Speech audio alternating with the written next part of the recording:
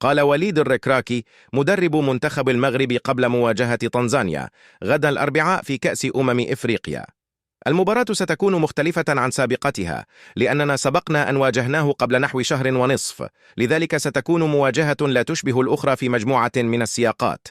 المفاجآت التي عرفتها بداية هذه النسخة أعطتنا فكرة مهمة وستساعدنا كثيرا قبل مواجهة تنزانيا.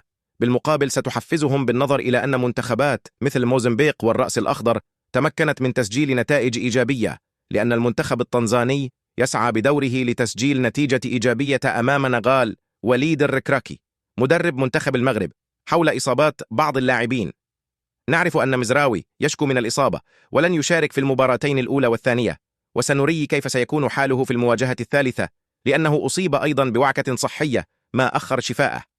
لدينا 3 لاعبين يعانون من الإصابة لن أكشف عليهم، سنرى كيف سيكون حالهم اليوم في الحصة التدريبية التي سنجريها، ووقتها سنحدد مجموعة من الأمور التي تهم اللاعبين الذين نعتمد عليهم.